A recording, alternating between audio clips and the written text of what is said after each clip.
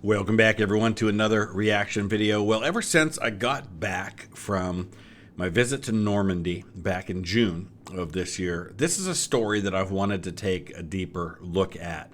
It's the story of Heinrich Severlo, who has gone down in history as the Beast of Omaha, because he was a machine gunner at one of the Widerstands nests, the resistance nests on the eastern end of Omaha Beach, who claimed to have taken down literally thousands of American soldiers on D-Day. And he wrote a book about this, and he's spoken about it. And while his claims, I think, are not intentionally over-exaggerated, they definitely have to be just because of what we know of the actual casualties on that day. But there's some reasons for why that's possible, and I'm sure we'll get into that. But we're going to take a look at our friends from Simple History today. As always, a link is in the description if you want to check out this video or any of their other fantastic content without my commentary. I want to give a shout out and a thank you to Christine in New York City and Todd in Valrico, Florida. Thank you guys so much for your support on Patreon. Let's go ahead and dive into Heinrich Severlo, the Beast of Omaha. Severlo, the Beast of Omaha. Stories from D-Day. Born in Metzingen, Germany, to a farming family in 1923, Heinrich Severlo was conscripted into the Wehrmacht at the age of 19 in 1942. And just right there, let's just stop and acknowledge the fact that we have to be so careful when we start talking about German soldiers. And we have to recognize that there are a lot of different kinds of German soldiers. First of all, not everyone who fought in the Wehrmacht, in the German army, was German. They conscripted not only Germans, but people from the various countries that they conquered. And there's a huge difference between your common conscripted teenage German soldier and your hardened SS officer who is a diehard Nazi and believes in the party and believes in what they're doing. So we have to recognize that when we're talking about these guys. According to his memoir, he was first stationed in Hanover with the 19th Light Artillery Division before being transferred to France in August 1942. There, he served with the 321st Artillery Regiment as a dispatch rider before being sent to the Eastern Front in December. In December 1942, Severlo was reprimanded for making dissenting remarks and punished so severely that he spent 6 months in the hospital. Wow. Although I gotta say that spending 6 months in the hospital, if it gets you out of fighting on the Eastern Front, maybe it saved your life. He was sent home to his family farm before being recalled to military service once more. Severlo was sent to Brunswick, Germany in October 1943 for non-commissioned officer training, but was stationed with the 352nd Infantry Division after less than a month there. So it's kind of interesting to me that he was punished severely, that he spent time in prison or in the hospital, but then he gets sent to NCO training. I don't know if maybe he started performing really well, or it's just indication of the situation that they're facing with the amount of casualties that they're willing to go to this guy and making him an NCO now. Severlo then went to Normandy, where he was stationed with 29 others in a German stronghold at Omaha Beach as Allied forces approached on June 6, 1944. He was in Widerstands Nest 62, or Resistance Nest 62, under the command of Lieutenant Bernhard Frerking, which was armed with artillery guns, rocket launchers, and machine guns. And these Widerstands nests, I definitely learned a lot when I visited there, especially WN 62, because when we think of these German strongpoints, it's easy to think of them as being like a bunker. But these were complexes, and Widerstands Nest 62 is a sprawling complex. It's multiple concrete strongpoints. It's machine gun nests. It's entrenchments that connect them. And there were 29 guys in one unit, and I think there were like a dozen or so guys in another unit. So combined, I think there were something like 40 that were defending WN 62. But they had to cover like 1,000 feet of Omaha Beach. In fact, I want to take a look at a map of the defenses of Omaha Beach so you can kind of get a sense of what we're talking about here. So here's Omaha Beach, and remember, Omaha is one of 5 beaches, along with Juneau, Gold, Sword, and Utah, And you have to don't think of like a beach like as being a short area. Like this is miles wide, like 5 or 6 miles is Omaha Beach from one end to the other. You stand at one end, you can barely kind of see the other end of Omaha Beach. And right here is Dog Green over on the western end, which is what you saw in Saving Private Ryan. It wasn't the Rangers who landed in the first wave. The Rangers were over in Charlie's sector. There were Rangers who landed at Dog Green, but not in the first wave. It was Able Company 116th. It was the Bedford boys who landed there. And out of that entire company, like 3 guys even fired a shot. That's how badly they were wiped out over there at Dog Green. But over here, kind of easy red, fox green, that's the area that is facing WN62. And where they were supposed to land and where they ended up landing, a little different because everybody kind of drifted to the east of where they were supposed to be because the currents were stronger and the waves were bigger than they were expecting.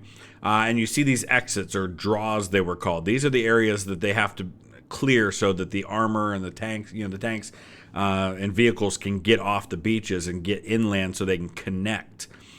So this is the area that WN62 is, the sprawling area that is covering the E3 draw right there. And they're a good bit back from the landing spots. They're probably a couple hundred yards away from the landing spot. And he's in like a machine gun nest. So he's not like in a concrete bunker. He's in a machine gun nest that's kind of next to one of those bunkers. The bunkers have like the bigger guns in them a lot of times.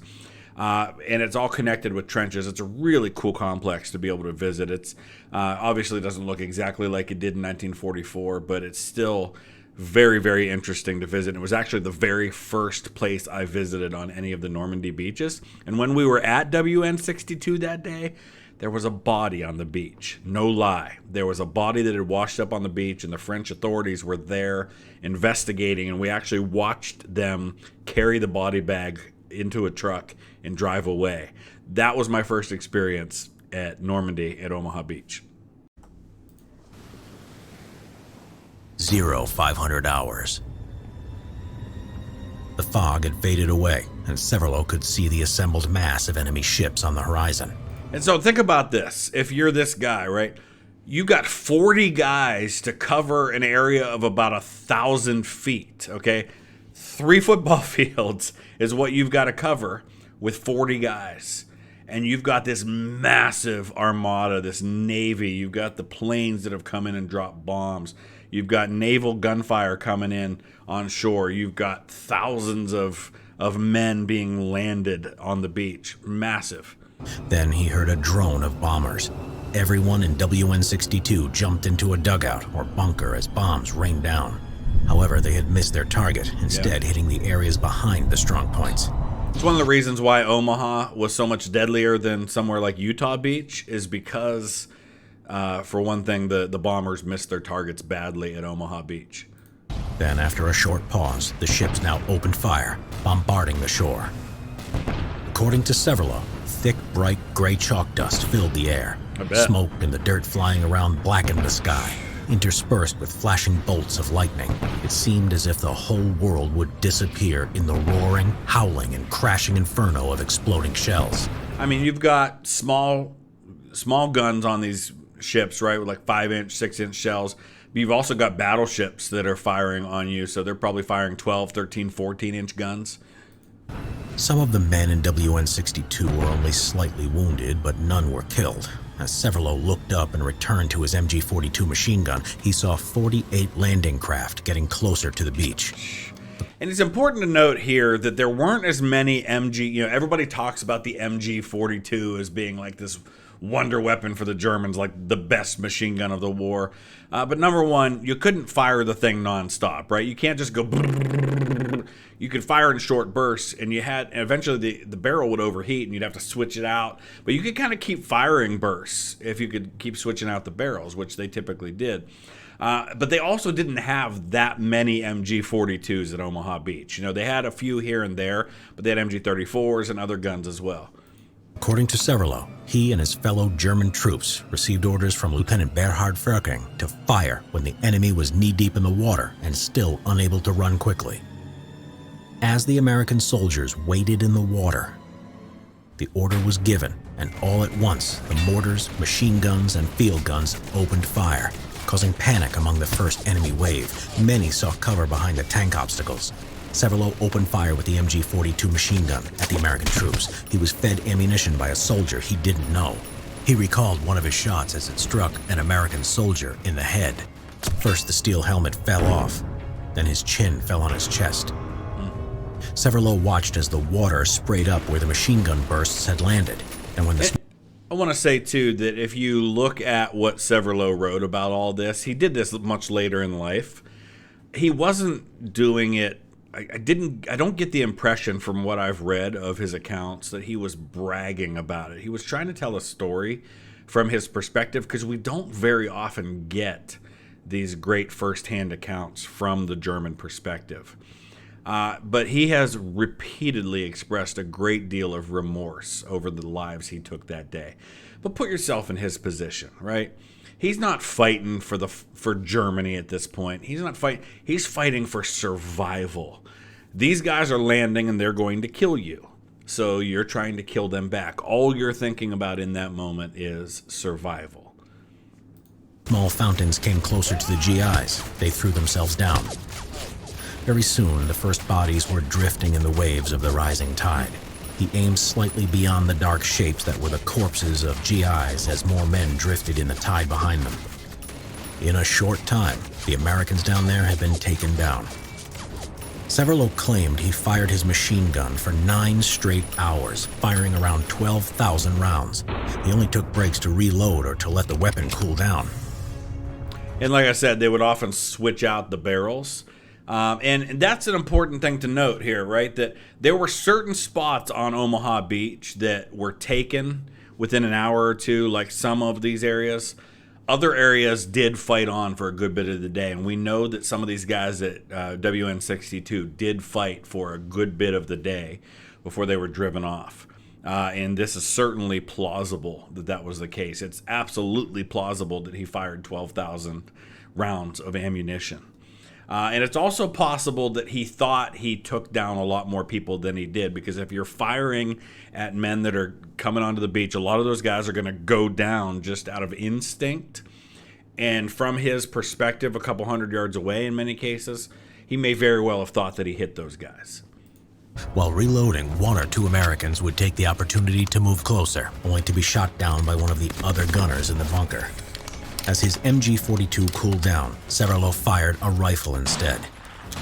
After his regular ammo ran out, he used rounds intended for anti-aircraft fire, where every 5th round was a tracer round. This led to his detection by the USS Frankfurt, and he was fired upon. He took cover just in time before the shells could hit him, although shrapnel had hit his face. His gun was damaged and finally rendered useless. Its hot barrel had even caused a small grass fire. The shells were now causing havoc on their position, and some U.S. soldiers were getting closer to his position. It was time to get out of there. Frerking shook Severlo's hand and ordered him to retreat. Severlo and his fellow Germans retreated from the bunker, and they all took cover from the American gunfire. Only himself and another German soldier, Kurt Warnecke, made it. When Warnecke got to Severlo, he told him Frerking had been shot in the head. Together, they reached the nearby village of Colville-sur-Mer, where their battalion HQ was, and Severlo received medical care. And Colville, I believe, is today where the American cemetery is on Omaha Beach. The Germans, including Severlo, surrendered to American troops on June 7, 1944. Severlo was sent to Boston, Massachusetts as a prisoner of war before being sent to England in 1946, where he worked as a forced laborer until March 1947. So, interesting thing we don't think about much is the fact that so much of the United States got turned into these POW camps, right? They didn't just keep these guys over like in England. A lot of them were shipped across to America. In fact, Toccoa, which is the place, if you're familiar with Band of Brothers, where those guys trained down in Georgia, that actually later in the war became a German POW camp. Severlo then returned to Germany to his family's farm. In 1960, Severlo contacted American veteran chaplain David Silva, who had been shot 3 times at Omaha Beach. The The men met several times, and their story is featured in a documentary by Alexander Chogala about their unusual friendship. I absolutely love these stories. And this is another reason why I say over and over again, we've got to be so careful about judging some of these common German soldiers and what they were fighting for. Because if the men who were fighting them in 1944 could befriend them and say, listen, he was doing his job, he was fighting just like I was, then who am I to come along decades later and say any different? Honestly, I'm going to take my cue from the veterans. Forgiveness, a long way back to Omaha Beach. Awesome. Severlo's memoir, WN62, a German soldier's memories of the defense of Omaha Beach, Normandy, June 6, 1944, was published in the year 2000. Severlo claimed that he took out more than 1,000 men, most likely more than 2,000. There is no way to substantiate Severlo's assertions, and many historians doubt their validity. A lot of the accounts I've read estimate, based on what we know of where the casualties happened and how, that it's possible that he may have inflicted as many as 400 to 500 casualties, which is still a substantial number for one German machine gunner on one part of this entire line. It's a big chunk of the casualties on D-Day. The total U.S. casualties at Omaha Beach were between 1,900 and 3,000. Heinrich Severlo became known as the Beast of Omaha, but this was only given to him by the post-war media. Severlo was actually deeply haunted by his actions, but noted that he had a duty to Lieutenant Frerking. For Severlo's claims to be accurate, he would have been responsible for most of the casualties at Omaha Beach. Historians don't doubt his significance in the event, nor do they question the effectiveness of the machine guns on Omaha Beach, but no exact totals for one lone gunner can be known. Severlo would die in Lockendorf, Germany in 2006 at the age of 82. Fascinating story. And if you have other stories like this from other perspectives than the ones we typically get that you think that would be interesting for me to take a look at, please let me know in the comment section below. I always welcome suggestions and ideas for reaction videos. So thanks for watching. And I want to give a shout out to Toby Battram and James Houston. Didn't have a location for either one of you guys, so that's why I gave your last names. Thank you guys for your support. Really appreciate it. We'll see you again soon.